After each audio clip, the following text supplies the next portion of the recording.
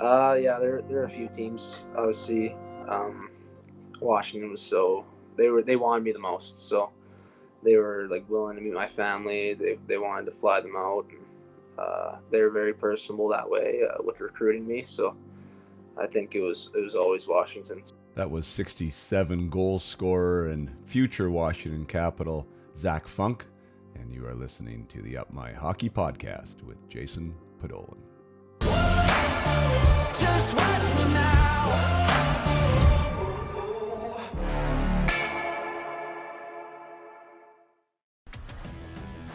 Welcome to Up My Hockey with Jason Podollan, where we deconstruct the NHL journey, discuss what it takes to make it, and have a few laughs along the way. I'm your host, Jason Podollan, a 31st overall draft pick who played 41 NHL games, but thought he was destined for 1,000. Learn from my story and those of my guests.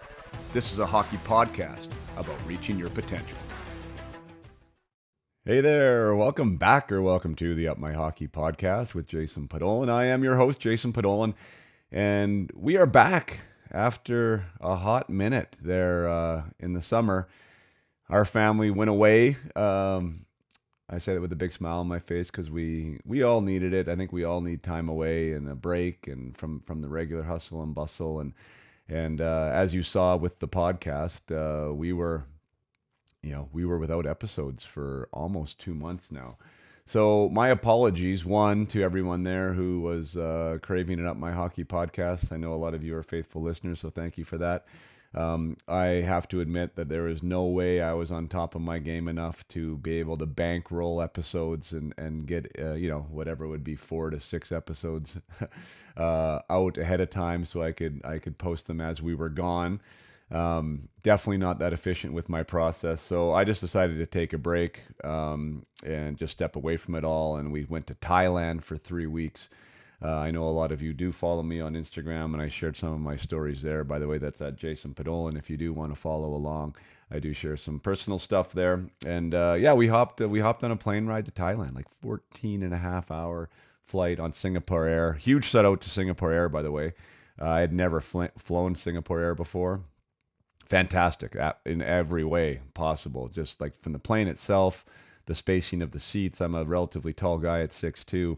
Was sitting in economy class, but had room in front of me. Could recline my seat. If somebody did recline their seat, I still had room.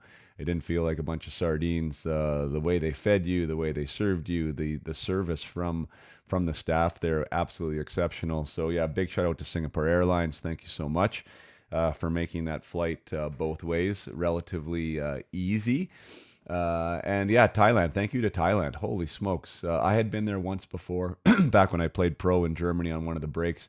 Went over to Thailand, spent about a week there, and really enjoyed it.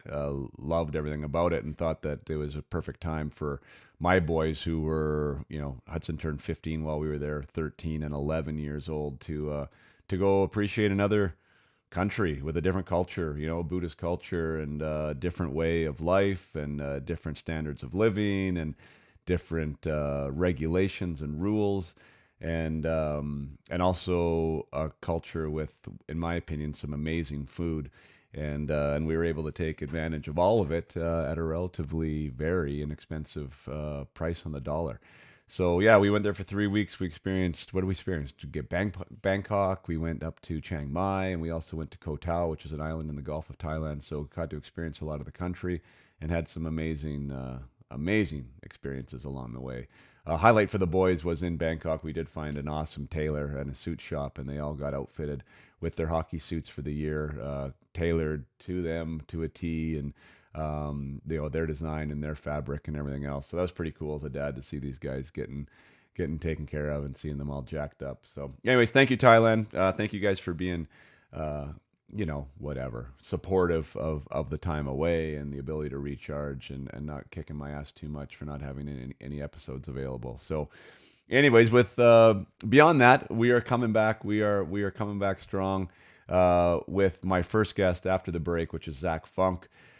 Zac Funk is a local product here, local to me. He's from Coldstream, British Columbia. Grew up playing his minor hockey here on the western province of Canada in British Columbia, and he was a standout as a young guy growing up. You know, he played on some really good teams. Was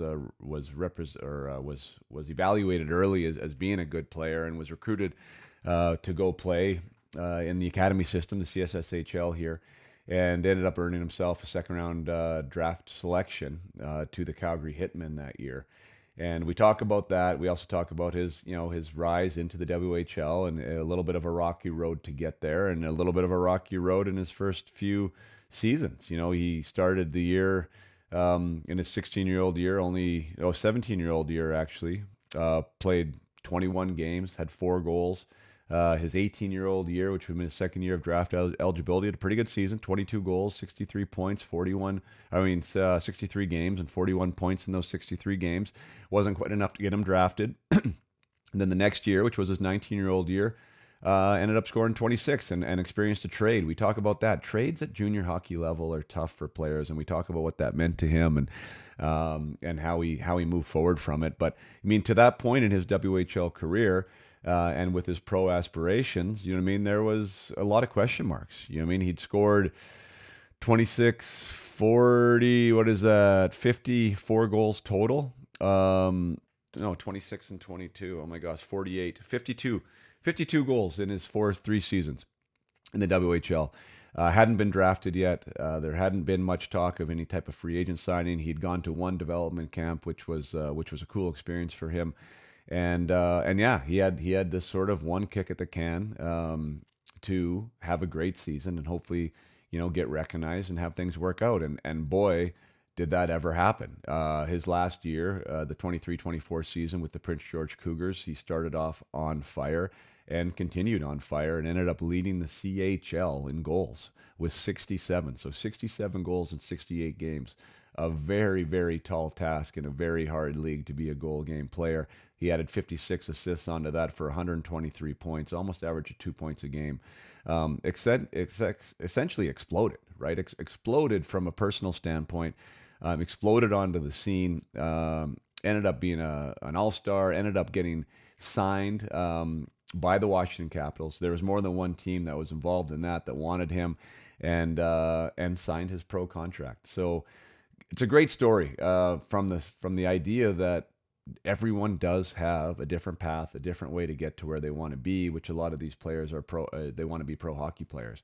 And for Zac, there was some speed bumps along the way. There was some roadblocks. There was some, introspection to find out what he needed to change, what he needed to improve, what type of standards did he need to change. And so we got involved in all of that. And at the end of the day, you're going to hear from a really good kid, a really good young man. I shouldn't call him a kid. He's 21 years old now.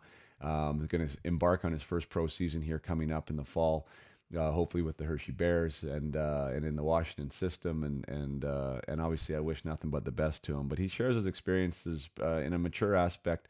And I think one of the things that I take away from this episode, and I hope that you guys do too, especially the younger players there, is listen to Zac talk about his own personal growth and how each step of the way, when he made a big breakthrough, he understood that his standards needed to change. Whether that was when he didn't make the Calgary Hitmen as a 16-year-old, that he thought things were better than they were, or he was better than they were, or things were going to be easier than they were, he had to up his game. He had to take some humble pie, and he had to get over the ego effect, and he had to work a little bit harder. He had to do that again after he came back from the development camp to understand what these guys were doing, how in shape these guys were, how strong everyone was there. And he had to do that again going into his overage year in the WHL to bring a new level of standard to his training, to his focus, to his preparation, to allow himself to be his best. And the quicker we can do that, right, not be forced into it. I want to really shine a light on that fact. Like sometimes we're forced into it. So we have to adapt, or we crumble, or we die in some scenarios, right? Like our game is done. There's no place for us to play because we didn't adapt quick enough to the level of player the standards required. Now, that works for some players sometimes. Sometimes they get exposed to something and then they find they have to have a new standard. They go back to the drawing board and they make this new standard and they create themselves. Now, if you can create that though prior to the exposure to the new standard, if you can imagine yourself, and that's one of the things that I do with players, that I work with privately in the mindset stuff is like, think about the player you need to be or the player that you can be. And when we're thinking about the player that you can be, and for Zac, it's like the player that can score 67 goals in the WHL. Like, I don't know if anyone before that season started would say Zac Funk is capable of scoring 67 goals in the WHL. Like, he had to believe that. That was where his potential lied. And when you think about what your potential is and where you can get to, you have to think about the standards that are involved today that you need to create for that player in the future. Again, the standards you need to create today for that player that you want to be in the future. That is when the magic really starts to happen. And that's when your development curve takes off. You start reinventing yourself in the moment to become the player that you know you can be. And for Zac, that was something that he did. He changed his summer routine. He changed his summer training. He changed his approach to what he wanted to do, the way he thought about it. His intensity was different. His desperation was different. And because he took a different course of action, he got some different results. And that's the key, that you want to connect what you're doing to the results that you want to get, and not connect the results to your confidence. We sometimes put the cart before the horse. So lots of good lessons here. This is a journey and a path, Zac's path, that he is still on, that he still wants to be an NHL player, and he still wants to have that NHL career, but he's well on his way now after this amazing 20-year-old year that he had.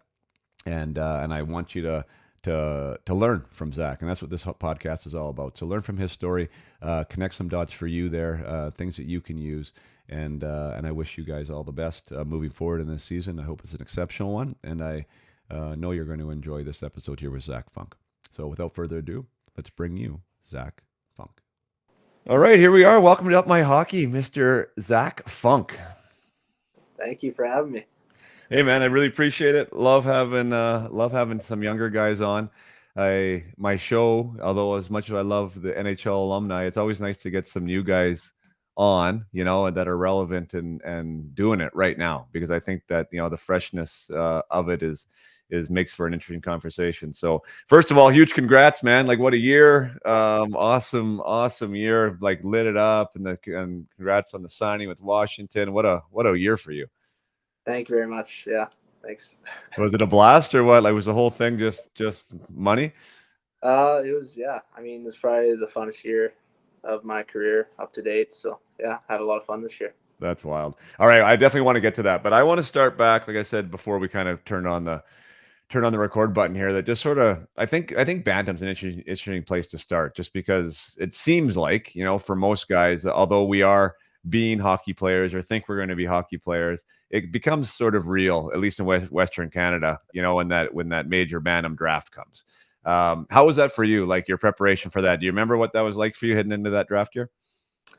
It was a long time ago, but yeah, I think I was pretty excited, going to Yale. I got that opportunity. My parents obviously sacrificed a lot for that opportunity to start. And yeah, I went to Yale. I learned a lot playing with a bunch of great players at that time. Logan Stankoven's a good player, and I learned a lot from all those guys around me. And yeah, I was fortunate enough to get drafted at the end of the year there by Calgary. And yeah, that's wild. So 43rd overall in the second round. Let's break that down a little bit, just with the Yale and the decision, because I know, well, you understand that there's a financial commitment from parents, of course, right? There's also a commitment that you are now not going to live at home, which is a commitment, for both of you, right? Like, you're saying, yeah, I'm prepared to do this, and mom and dad are saying, all right, we're prepared to let our 14-year-old go. But what was that like? Was that decision made, in your opinion, to help with your exposure for that draft year? Yeah, I think going into it, I think that's what we had to do, because everybody else is kind of going that direction, and obviously you don't want to be left behind. And yeah, I mean, Yale really wanted me, so obviously my parents were going to do everything they could to help me, and I'm glad I got the opportunity to play at Yale. So. Yeah, cool. So you went. So you were playing Vernon minor hockey up until then, correct? Yeah, I was. Yeah. Gotcha. So you're playing AAA Vernon Minor hockey, obviously having a good career, good. We won't call it a career, but whatever. You're putting up points and you're making a name for yourself. So much so that Yale recognized you and kind of recruited you, and with the likes of Logan Stankoven, that sounds already like a pretty damn good team. Yeah, we were really good. Yeah, fun.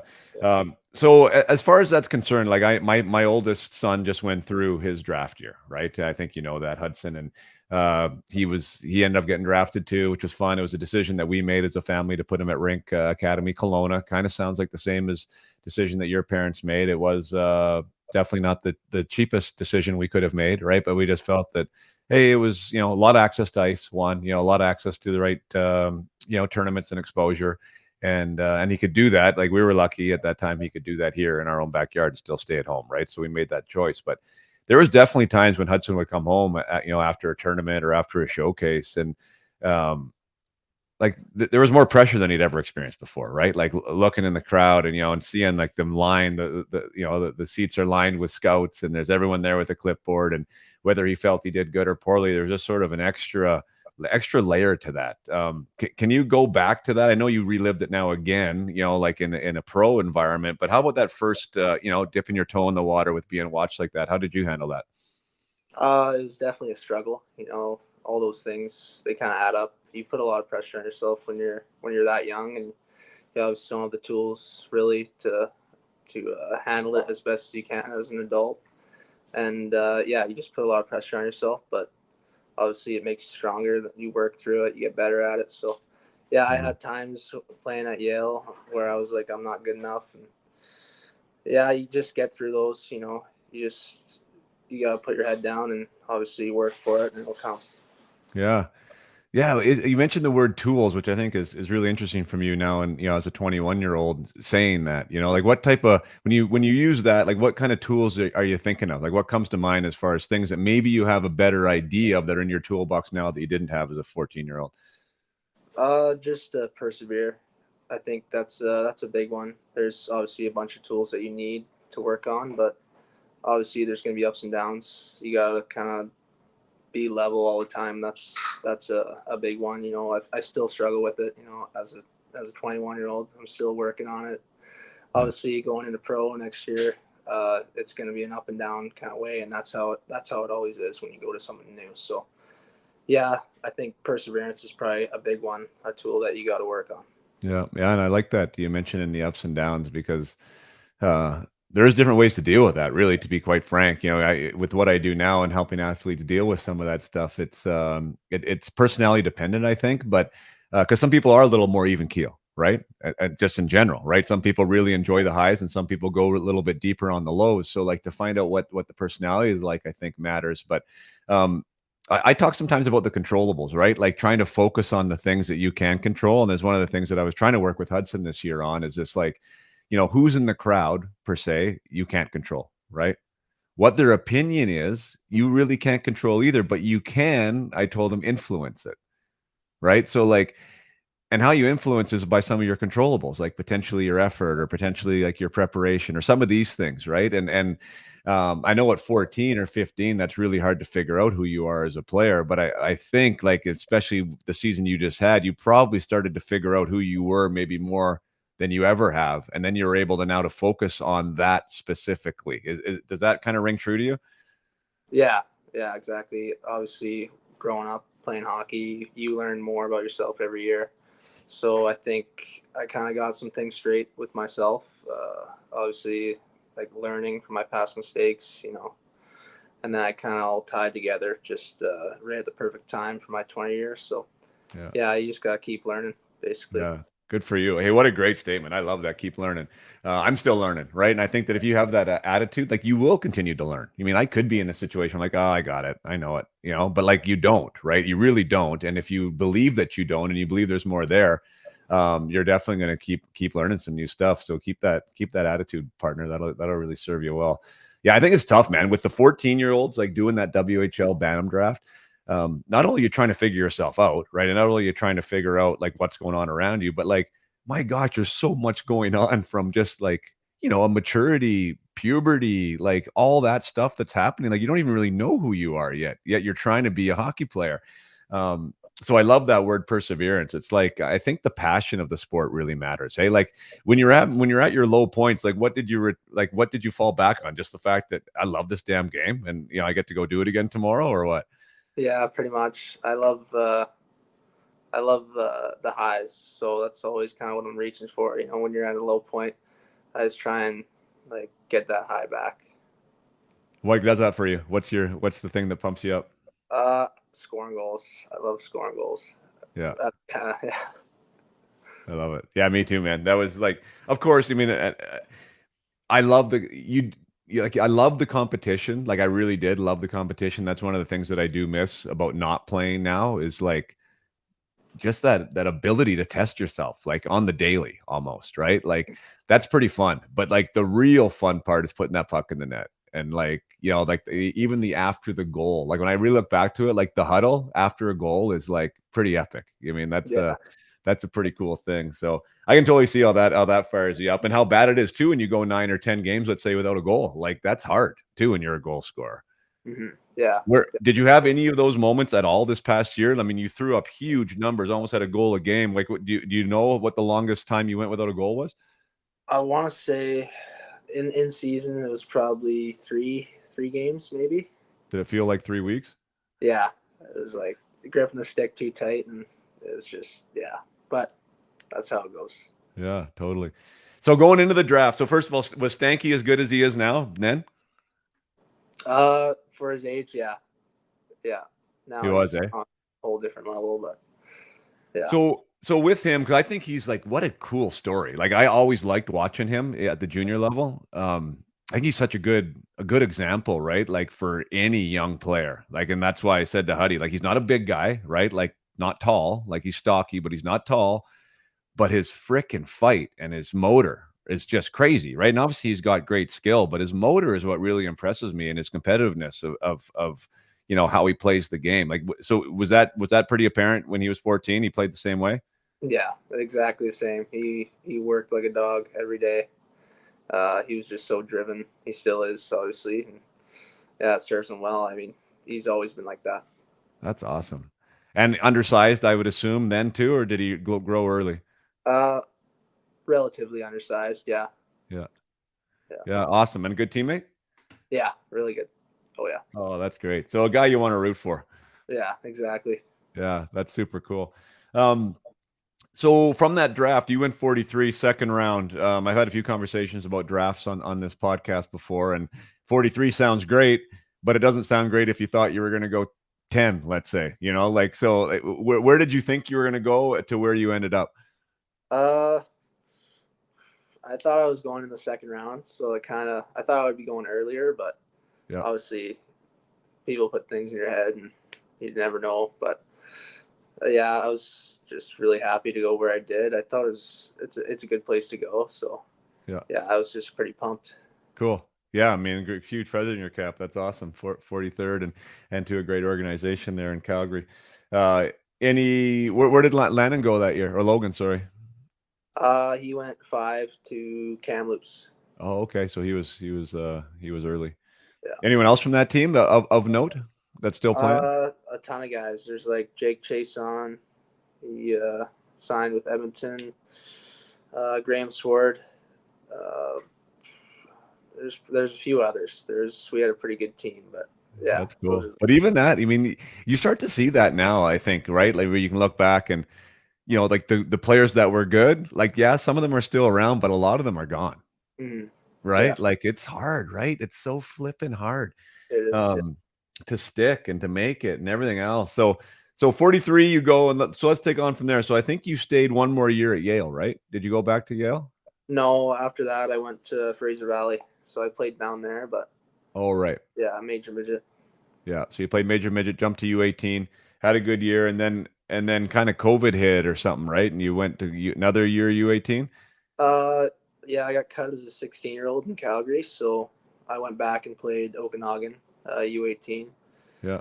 Yeah, and then COVID hit right after, like right before the playoffs there. So how was that? 16. So that's a tough nut to crack, for sure. Like there's a handful of guys, right? And it all depends on what team you're in and what era of that team cycle they're in for how many 16-year-olds you're going to have. give me your experience on your preparation for that camp as a 16-year-old and what your thoughts were going into it. Uh, my mindset wasn't where it should have been. I remember it pretty clearly that I thought I was ready, but I was nowhere near ready. And going in that camp, I was behind. I obviously wasn't ready to make it as a 16-year-old, but I wanted to. Yeah. So it was pretty disappointing when I didn't. But obviously, things happen for a reason. Yeah. So, okay, I think that's such a mature response there. So, like, with thinking that you were ready, did that mean that maybe, like, what does that mean that you thought you were ready, but you weren't? Uh, I thought it was good enough. Like I didn't have to train as hard in the Mm. summer. Didn't really have to put in that work to get to the next level. I thought it was just gonna be a cakewalk because it was a second round pick and Yeah. they're gonna let me in. It was not that. Obviously, you're playing with bigger guys, and it's obviously the next level up. So it was harder than I thought it would be, and I wasn't ready. Yeah. Yeah, fair enough. And that's a really interesting way to put it too, because sometimes that is just the case, right? Like when it's, and I'm not saying it was easy for you, right? But the easier it is for guys, sometimes because it's easier, there's not as much pressure to put the work in, right? Like it really takes a special character. And it sounds like Logan's kind of had that from day one, like where he's still pushing, pushing, pushing, right? Like, and that's interesting because as you say that, and as we're talking about you, like I guarantee you weren't lazy. Well, I shouldn't say I guarantee you. Maybe you were lazy that summer, but generally speaking, like hockey players just aren't lazy people to begin with, right? Like you're doing the work, but you're kind of you're not really trying to stand out with your standards. This is what I mean by that, right? Mm-hmm. Yeah. And boy, if we can develop that, right? Like with that change of standard, that not only we're just fitting in with the group, and now we're having this new level, like that's kind of, it is a learned thing, but it's also something, boy, the quicker you can learn it, like the better you are. Mm-hmm. Yeah. Exactly. Yeah. That's a great point. We did have a little talk about that in the dressing room. I don't know if you remember, but you said that this last year, and I know I'm jumping ahead a little bit, that did change for you a little bit. Like you felt like this last summer was something that you handled a little bit differently. Is that accurate? Yeah. Yeah. I think everything was different. I think obviously I put that pressure on myself to make something happen, and that kind of pushed me to work harder and work every day on everything. Obviously, I got a lot better over the summer, and it obviously helped me to have a good year. That's fantastic. The one thing, and I'm just going to go back to dinosaur era when I was your age. I I felt well. I knew I was a hard worker, to be honest. Like I worked hard in the gym. I mean, I worked hard at the track. Like I did stuff when no one was looking. Like my mom will attest to the pools of sweat on the floor in the basement when no one was there. Riding the stationary bike. But the one thing I didn't do at all, I don't know if anyone really was. I'm sure there was some guys, but was actually working on the skill side. Like I never shot pucks. Like I never did anything really hockey skill based over the summer until I got on the ice. And even then, like our practices weren't really skill practices. It was just like get out there and rip the puck around and do what you do, was that something when you talk about last summer, like you worked harder, I assume, on your physical strength, which I was alluding to, but did you also try and get better in hockey skills? Was that something that you did something differently with? Yeah, that was probably the biggest change I would say. I've always been like a good in the weight room and stuff like that, but the skills I didn't put enough time into before, Yeah, and I thought last summer I put a lot of work into it, like off ice shooting pucks and stuff like that. So that's that was the awesome. biggest changer. So shooting pucks, perfect. Okay, so what else other like so you're I got a kid who wants to get better at hockey and he thinks he needs to be on the ice to be able to get better at it. How can he get better not being in on the ice? Uh, I like I like roller hockey, but I guess it's kind of the same thing. But I like getting out to Lavington, like just having a good time, playing hockey and working on the skills, shooting pucks, all those things, and you just gotta have fun with it. So Yeah. Cool. Oh, so you're doing more of that. So more not really a regimented like practice schedule per se, but you put more time in being a hockey player still. yeah, yeah, exactly. Awesome. So you don't make it at 16. Were you mature enough in that moment to recognize why you never made it? In that moment, I don't know. I don't know. In that moment, I think More I was frustrated? upset. Yeah, I was Yeah. upset and didn't really know why. Just kind of made excuses and stuff like that. A little Obviously, bit of humble pie you had to eat there, hey? yeah, big time. Yeah. How long did it take for the ego to recover? Oh, I don't know.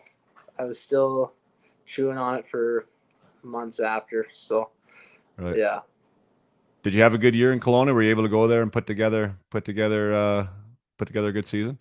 yeah. It was okay. I mean, we had a really good team, so that obviously helped. I think there's some problems in Kelowna. We had 4 different coaches and Oh, stuff like that. So it was one of those years where it's kind of I don't even know how to describe it, but it was okay. right.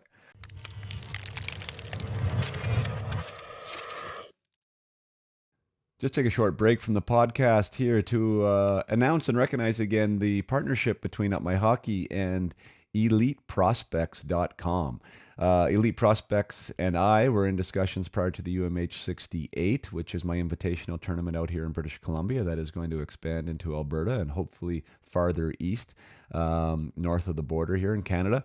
A real fun tournament where I brought together the top players in British Columbia for a hockey experience is really what the UMH 68 is. Yes, it is about hockey 100%. It's about bringing the top players together in the province, putting them on different teams, getting them some amazing coaches and mentors that are involved in the program, and having them compete against each other to see where they line up. But another part about the UMH 68 that I think is a lot different is the workshop component, and to the teaching aspect of hockey, and what it means to become a hockey player, whether that be we're talking about mindset, or whether that becomes the path that you want to take, whether it's WHL or try and go NCAA, or whether it's how to choose an agent, or any of these things, nutrition. Like, there was topics at the UMH 68 in the form of workshops that we discussed and brought the parents in and got them involved as well with the players, that I thought really separated what it is that we are doing there with the Up My Hockey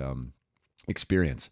And Elite Prospects wanted to be a part of that. They wanted they want the players to be on their site. They offered them their what's it called, their profiles. So they have profiles that can be registered and licensed and verified, they're called. And Elite Prospects does a great job with the database for the players and tracking the stats and all the rest of it.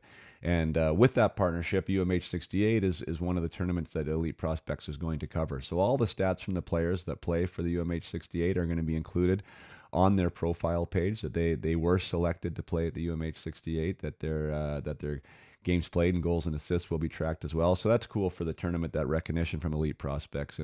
And also with the Elite Prospects, I get to stand together with a really reputable organization that is out there growing the game of hockey, that is covering the game of hockey at the grassroots level, and is really doing a great job with that. So really cool that Elite Prospects is now a partner with Up My Hockey. We will have somebody from Elite Prospects on here to discuss their profile, their verified profile options, and why that's a benefit for players, and what they do in the background, whether it be scouting for the draft, or helping scouts find players, and all the rest of the stuff that they do at Elite Prospects. So that's going to be a future episode coming up that I'm excited to have. But again, thank you to Elite Prospects for being a part of Up My Hockey and promoting the UMH 68. And I look forward to to building that relationship moving forward.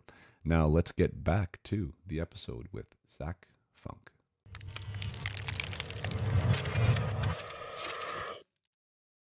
The one thing that I wish teams did better, which is I'm going to be my lead in here to the question, but is the aspect of communication. Like, I think some programs do it well, and I think some programs are still a little bit far behind.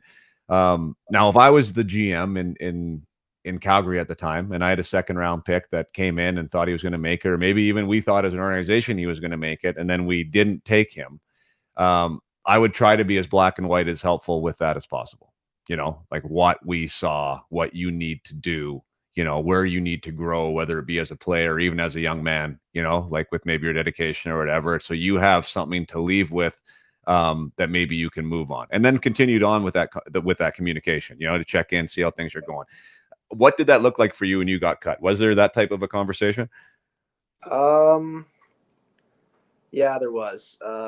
So a week before I got sent home when I was 16, I kind of had a meeting with all the brass in Calgary, and they kind of sat me down in the coach's room and said I'm not really doing enough, with everything, like weight room wise, the effort level, just a lot of stuff, and it kind of just broke me down. And yeah, I remember we've had a couple of those in Calgary when I was coming up because I wasn't that mature, obviously, at that age. And Right. we had some problems, but yeah, I mean, we've had a couple of those meetings, and they kind of they resonate with me still. I think about them. Yeah, those ones are. Well, you need them. I mean, that's the thing, right? Like, you need someone to be honest, I think, right? Like, can you agree with that? Like, honesty is really the best. Yeah. Oh yeah, for sure. Yeah. Because it hurts. Like, it hurts sometimes, right? But the ones I hated the most was when, like, there was really no honesty if I got sent down or if I didn't make a team or whatever happened at the pro level, and you could tell that they were just kind of like there was no substance to it, right? Like, tell me what I did, right? Like, tell me what went wrong or what I need to work on. And sometimes that's hard, but it's like that thing that you're going to chew on and you're going to either do something with, right? Or you're not. And then that's kind of part of being a pro, right? Like, can you grow and can you move forward? Um, so yeah, I always say when I tell guys, well, go for the meeting, right? But ask the question, but you not like the answer, Yeah. Yeah. but you got to be Yeah. ready for it, right? You Yeah. know, Yeah. so how'd your first draft year go then? So you end up making it the following year, which is now your year of eligibility, right? First year of eligibility, Yeah. and that was COVID. Yeah. So what Like happened to you, 2.5 poor months. bastards, through that whole thing? So like, Uh, were you in the bubble then? Did you play in the bubble? yeah, we had it wasn't really a bubble in the Central Division at that point. It was like everybody was in their own cities, but we stayed in a hotel for 2.5 months, Oh, and yeah, you can imagine how that was. So, I mean, it was an okay season for myself. I was kind of just learning and playing on the fourth line, yeah. just learning. Yeah, So in a hotel in the WHL for your first experience, trying to figure that league out. And oh my God, you had to figure out so much more than just that. That's crazy. So you're obviously knew it was your draft year. At any point, did you think you were going to get drafted or could get drafted, or how did you handle that? there was really no point when I thought that. I just didn't have an unbelievable year. Yeah, Obviously, it was such a short time. I feel like we played a longer season. Like I could develop more, but obviously there wasn't. So yeah, yeah, yeah. It was almost like a lost year, hey, like development wise. yeah, pretty much. Yeah, A lot of guys like either left or never came back, or it was such an interesting year because the guys that did, if you were able to have access to ice, like whatever in whatever capacity, and then the guys who kept their passion for it, like you could totally see like that separation coming out of COVID. The guys that the guys that kind of lost their hope or whatever, or lost their drive, and the guys that stayed on it, it was a big separator. And yeah, what a tragic thing to go through. My goodness. What about so then the next year? Is that the year you got 22, right? At 18, so your second yeah, year of eligibility? Okay, so yeah, you started getting minutes then, obviously just looking by the stats, and you became a little bit more of a whatever, a player in the league. yeah. I mean that year, I thought I had a really good year. Obviously the bubble wasn't great, so I wanted to do something better. And yeah, I mean, I started scoring goals near the end of the year. I was fighting and doing a lot of stuff, a lot of intangibles that year. I started to get myself going in that league, and yeah, I thought there was a chance I would get drafted in that year, but obviously I didn't. I went to Flores camp, but that's about it. Cool. How was that experience? It was an eye opener for sure. I was I was working at a concrete factory, and I wasn't really. I had an okay season. I didn't think I was going anywhere, and then I was working at a concrete factory for like 2 months, slaving away, and then I get that call, and I go down there, and like everybody's been on the ice already, and like it was pretty. Yeah, it was an eye opener for sure. You went in there like bone dry, no ice at all? Pretty much, yeah. Yeah, it was not good. And yeah, but he learned from it. Yeah. So, oh wow. I mean, yeah, just because like the timing and the pace and everything else, right? You might have been in okay shape, but it's just everything else would have been a little bit behind. Yeah, yeah. So was that main camp you were at, or was that the the I rookie was at camp? development. Yeah, Yeah. development, yeah. Well, that's cool. You were able to get your feet wet there. So you're hoping maybe your name got called. It didn't get called. Sounds like it wasn't like it was more a hope instead of an expectation, right? So it Yeah, wasn't like you were too depressed by the whole thing. no. Um, and then you get into your 19-year-old year. So now, like, what do you remember what your thoughts were that year? So that you've kind of been passed over twice. You're into your 19-year-old year. Where are you thinking your game's at? Where are you thinking your future's at? Like, what were you? How were you feeling about it all? At that point, you kind of a lot goes through your mind because you're kind of running out of time in the Western League, and I don't really remember it too much that year. I mean, I was okay in that first half with Calgary, uh, and then obviously I got traded, and then it was just okay. I think that year I could have been better, but Yeah. yeah, Yeah, well, you had. I saw your stats are almost the same in both teams, like almost carbon copies. I mean, not that that always tells the whole story, but you mean you did improve on your previous year. You had 26 overall, almost a 30 goal season, which is obviously no slouch in that league. Um, and the trade though from Calgary to PG, like that's a big change of postal code there for a Canadian boy. Were you expecting that in any way, shape, or form, or how did that all happen? I had no idea. I honestly didn't know, and it was trade deadline day. I was skating with the guys, and then it was past 3 o'clock. I thought I was good, like it was over, and then I got pulled off the ice and go straight to the coach's room in my gear, and they tell me they traded me to PG, and I was I was pretty shocked, but I felt like I handled it well.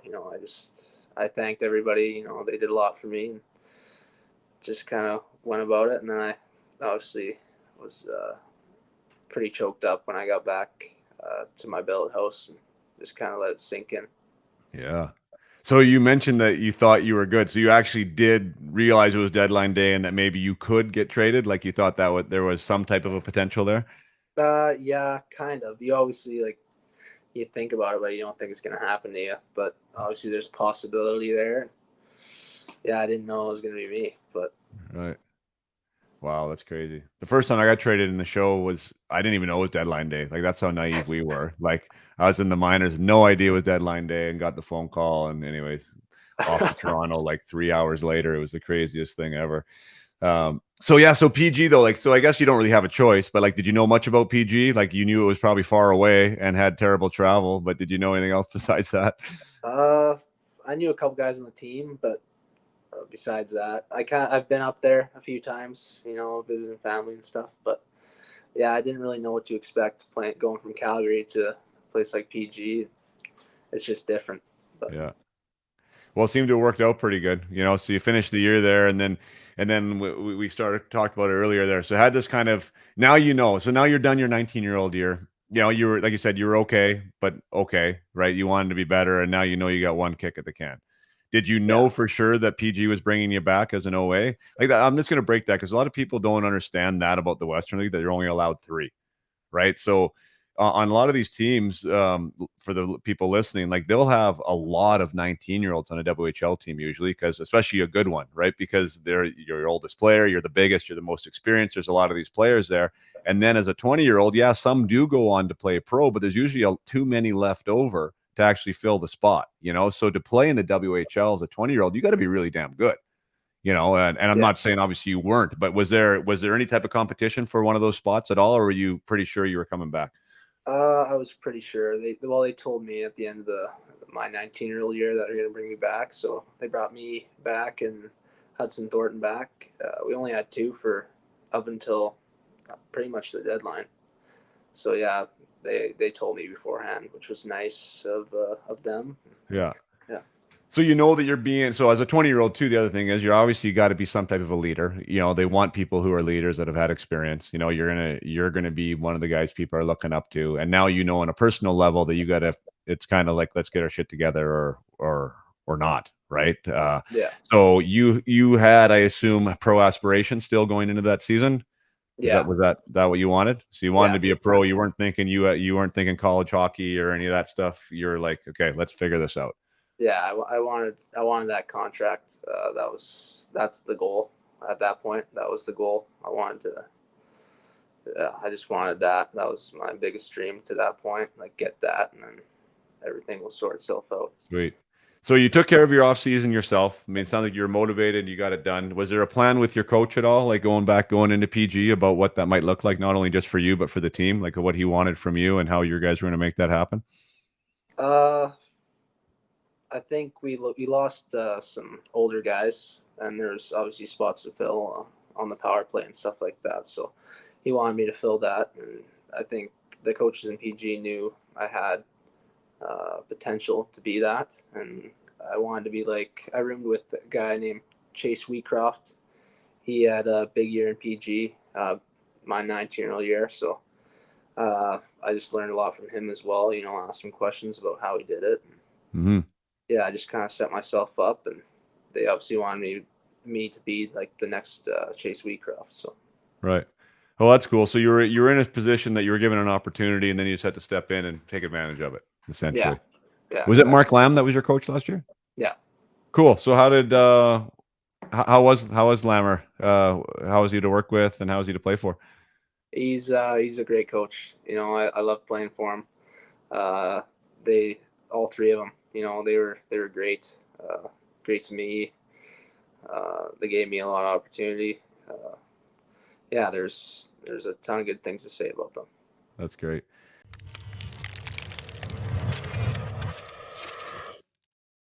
Just want to take a short break to remind you that Up My Hockey is a mindset program, and this is the perfect time of year for anyone out there wanting to take their game to new levels this season to explore what mindset training can do for you. I offer the guided mission, which is the version of the Peak Potential Mindset program that includes coaching calls with me. I offer them throughout August. It's a 4-week program that will end in line essentially with the start of your season. You will have brand new insights, brand new tools, brand new strategies and perspectives and self awareness that will drive your game to places you didn't know you were capable of. And that's speaking quite honestly and quite frankly. What you don't know, you don't know. The mental piece of the game is hugely valuable. It's valuable in your enthusiasm, in your attitude, in your enjoyment and fun with the game. It is also amazing with your resiliency through the game, being able to handle mistakes, criticism, feedback, being able to show up with the right attitude, with the right level of gratitude, in the right emotional state for you to play your best consistently. These are all big things that take your current skill level to new places. Can you play with courage? Do you want the puck? Do you have the poise and composure to handle it and to make the hard play? These are things that people call confidence a lot of the times. Players call confidence, whether you play with confidence or not. There's so many things wound into confidence. And in my program, I cover a lot of them that help you think about confidence in different ways so you can show up in new situations and feel in control, empowered to make new decisions so you can get better results. So I highly suggest that you get onto my website, upmyhockey.com. There is a mindset quiz there. Any parent, any player, almost of any age, go and take it. Take the mindset quiz. It'll give you a new self-awareness of where you're at and some perspectives potentially on how mindset training can help. You will also be given a letter grade for where your current mindset is. That letter grade will tell you something. Is it a B? Is it a C? Is it a D? Is there room for you to grow? And if there is room for you to grow, what does that mean to your game? And if it's in a scenario where you would like to learn more, there's an option at the end there where you can get involved with me. You can ask for a text for some feedback on your scores. or even have a 15-minute call to discuss what it might look like to work together. So it's an easy introduction into mindset development, where you're at and how it can help. So get on upmyhockey.com. I do have, like I said, throughout the month and throughout the year, I will continue having them on. But for those who are listening to this dropping live, I do have one August 11th that is going to be starting. So that'll be in like 5-6 days. That is not full yet. And usually these ones will be full. So if you want to get involved, get on the short list, take the mindset quiz, see if this is something that will help you. I can almost assure you that it will. And what a better way to start the year with new confidence, with new perspectives, and with new insights on yourself to how to play your best hockey. So I will leave you with that. Let's get back to the conversation with 67 goal man, Mr. Zac Funk.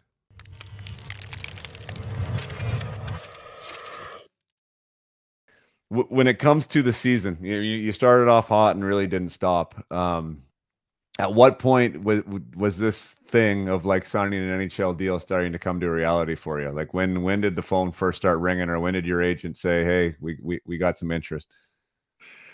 I'd probably say around January, early January. I think I didn't really know for sure, but that's when my agent was getting calls and stuff like that. So yeah, I would probably say that's when I kind of thought it could be a possibility. And yeah. Isn't that interesting though? Because that's a long ways into the season. Yeah. Right? Yeah. Like you were on fire, right? I mean, I don't know what your expectations were or not, but I mean, those teams, I guess, wait a while. They want to make sure it's not just, whatever, fluke. Yeah, exactly. Yeah. So January, and then was there more than just Washington at the table, or how did that look for you at the end of the day? Yeah, there are a few teams. Obviously, Washington was they wanted me the most, so they were like willing to meet my family. They wanted to fly them out, and they were very personable that way with recruiting me. So I think it was always Washington. So. Oh, that's cool. That really makes a difference, doesn't it? Yeah, Yeah. for sure. You definitely want to go. Someone's waving a check at you. It's hard not to say no, dude. But I mean, it is nice when like they're showing an interest in you, right? Like they really do want you. It feels like, and that makes things a lot more comfortable. But it is what an interesting choice though too, because they have another good team again this year, right? Like they have really good teams in the minor leagues. It looks like their NHL team is in a little bit of a makeover kind of role. But how did that factor into the discussions you were having with your agent about what organization or where your best fit would be? Yeah, they talked about it. They look at the prospect pools and all that, and they obviously tell me what they think. They thought Washington was going to be a good place to start. Yeah, and Washington had a plan. They came to me with a plan of what they see me doing in the next couple of years, and they showed it to my family. We all had dinner, and I liked what I heard. So yeah, that's kind of what That's led up to. awesome. Good for them. I like that. That sounds great. That they have a personal plan for you and an idea of what they want from you and how they're going to use you. I think that's really cool to hear from them. So you signed during the season, right? Yeah, of course you did. And now I'm thinking of it. So what was that moment like? Just getting pen to paper and being a Washington prospect. Yeah, it was awesome. It's a dream. That's what you want, and when you finally get it, you're obviously super pumped to go back and play. So we played that day against Spokane, and yeah, it was a great day. That's awesome. I'll have to. I don't think I've ever told this story on the pod, but I'll tell you a funny story. You don't have to tell me yours unless you want to. But so when I signed, we could go to the bar. So I was 19 when I signed. So I signed, and Night Magic here in Vernon, which I don't even know what it's called anymore. But there's like 3 bars for those listening in Vernon, and one of them was like where the teenagers would go. So it was like a Wednesday, and so I decided I was going to go down there and just be the big wheel at the Vernon bar, and it happened to be like it was cheap beer night, so it was like 25 cents or 50 cents a beer or something. It was hilarious. So I spent like $500 somehow on like 50-cent beer. Like they were like the little chocolate. They were lined up down the bar. Like I was. Oh my god! Like I totally remember that night. It was so funny buying everybody in Vernon 50-cent beers. Wow, that's great. That's awesome. Oh, that would have cost me like $2,500 now, probably, or something, whatever Oh, it would yeah. be. But Yeah, for sure.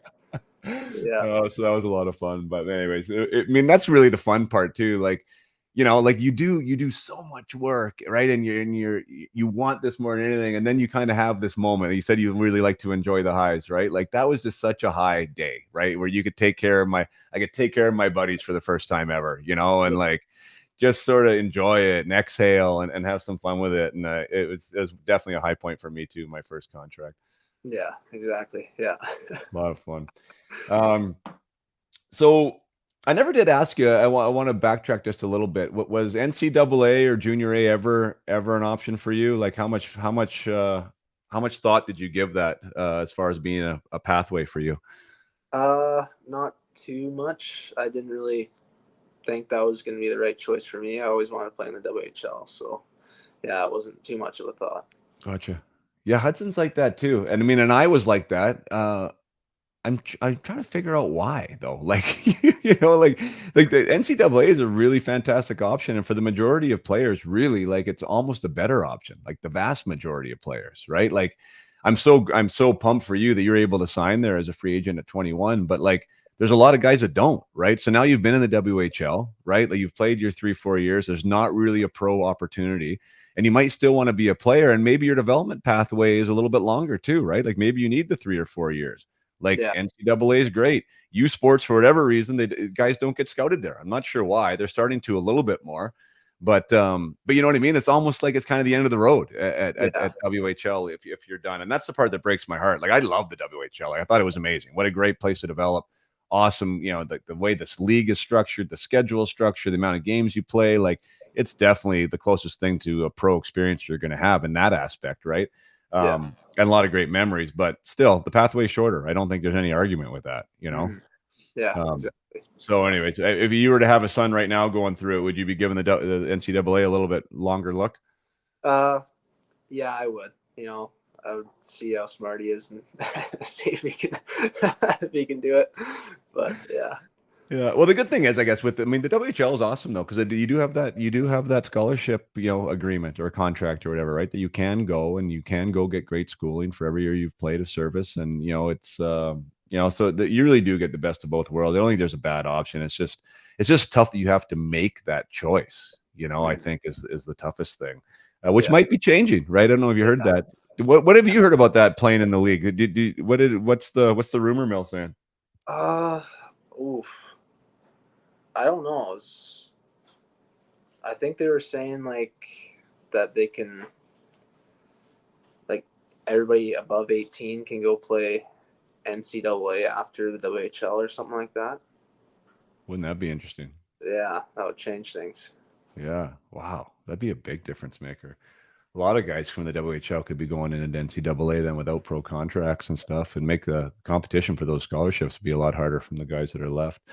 Yeah. Um, how about the AHL? So, well, actually, maybe one more question about the regular season. Like 67 goals. Dude, that's freaking bonkers, man. 67. Um, like 50 must have been cool. Like I'm sure 60 was probably like the 60th was mind blowing. Like what any moment there along the way that was like the high point of the season? Uh, I don't know. Like I kind of like both those milestones are pretty cool, but I kept wanting to score. I think the milestone happened, and I just be like, yeah, and then I just want the next one. So Yeah, let's go. obviously I wasn't able to get 70, but How cool would that have been? My gosh. yeah, 70 goals. Anyways, yeah, so that's wild. But then at the end of the year, so you guys had a good run. Your team did really well. Well, I shouldn't say really, really well, but like, you guys kind of did better than I think some people thought. And but then that's the thing with junior, especially at that age, when that season ends, the phone call comes and you're going somewhere else. So share with us how that all worked.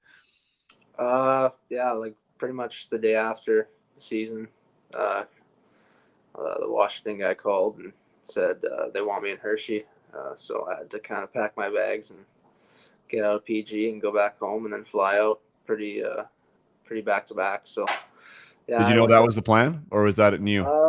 I thought it could happen because I've seen it happen before, but Yeah, yeah, I didn't really know. gotcha. So off to Hershey, and a whole new level of experience, I'm sure, and a whole new level of eye opening. What were your takeaways from being in Hershey?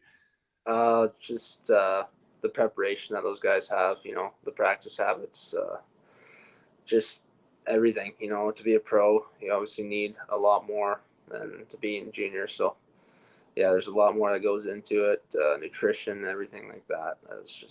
It's pretty eye opening to see how these guys maintain their bodies and Yeah. how they work. So what was your experience there on the daily? Like you did what? You were living in the hotel, I assume. Yeah, or you built with? Yeah. Yeah, okay. So you're in the hotel, and then you do what? Walk me through a day in the life of Zac Funk and Hershey. Uh, just wake up, go to the rink. Uh, we would have like a scratch skate kind of thing, and that would be our skate. And How many guys?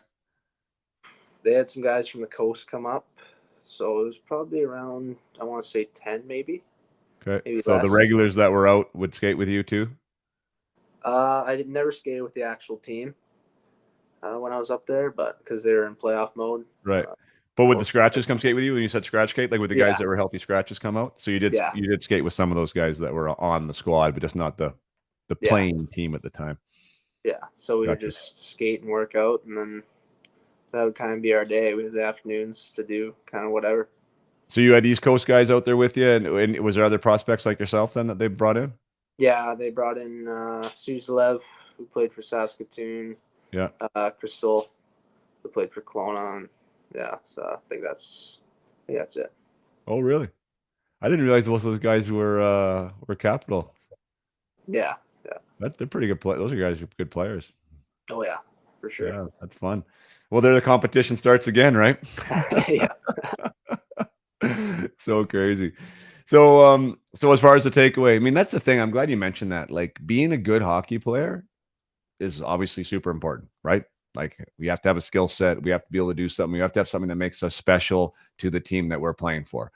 But there's a lot of guys that are probably have that same skill, right? Skill yeah, set, same gift. Now, like, how do we separate ourselves again at that level, right? Like, you have to do the WHL level, at which you did well enough to get your free agent. Now you're in it with another pool of even better players that are still trying to get to this next level. And it's like, yeah, either you're really immensely gifted or you're really good and you got to find a way to get better and play as consistent as possible. So when it comes to that, like how are the workouts working for you now? Like, so now you're now you're a pro. Now that somebody's paying you to play money. Like, has that changed your approach to the summer again? yeah.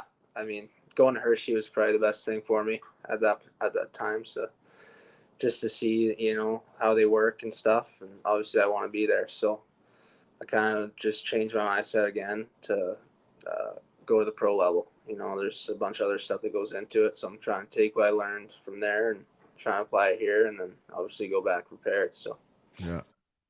Yeah, and it's the other thing too. I don't know how you found it, but like that line, like so you did you have the most goals in the CHL last year? yeah, Okay, so number one goal scorer in the CHL. You're obviously hell really good at it, right? Yet you're going into a spot where we're just talking about how everyone's like really good. Like, how do you maintain that swagger, yet maintain like the idea of respect, and be the best player you can be? Like, how have you handled that approach? Because that was one thing I didn't do personally really well. Is like believe that I was supposed to necessarily be the guy at that next level, yeah, yeah. I mean, I don't really know. Like, I think it's going to be a process of learning. When I get there, obviously I'm not going to be the big dog anymore. I'm gonna have to earn it. So yeah, it's just you got kind of just gotta believe. I think Yeah. that's what it comes down to. Yeah.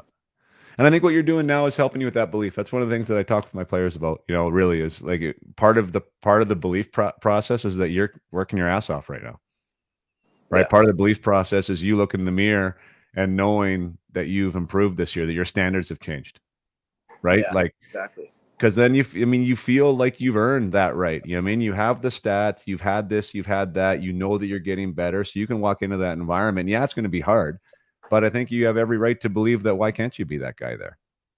Yeah, you know? exactly. Yeah. Yeah. So awesome, man. Like, I love what you're doing. I love to celebrate local talent. I mean, and I think your story is just absolutely fantastic too. You know, like the fact of not getting drafted again, and to come back to the plate for last go around and lead the frickin' CHL in goals, you know, and here you are. Now you're off to the races as a pro. It's pretty inspiring, I think, for a lot of players out there. So congratulations Thank on you. that, partner. Thank you very much. Yeah. Awesome. Yeah. Any last words for any of these young guys out there who want to follow in your footsteps? Never give up. Yeah. I love it. I love it. Yeah, there it is. As long as you love the game, like, why not keep playing it? Yeah, exactly. Yeah. Keep playing it. I love it, man. Well, best of luck to you. Thanks so much for spending time with me and my listeners here. And I'm sure there's more goals to come, buddy, at the pro level. Can't wait to watch it. Yeah. Thank you for having me. You're welcome.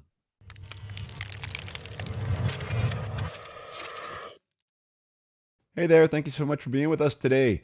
Love Zach's story. Like I said, there's so many routes to the NHL. Yeah, Zach probably thought as a 15-year-old that he would hear his name called on an NHL draft day. That was where he was projecting. It didn't turn out that way, but Zach kept his nose to the grindstone. Zach found a way to reinvent himself, to train differently, to train harder.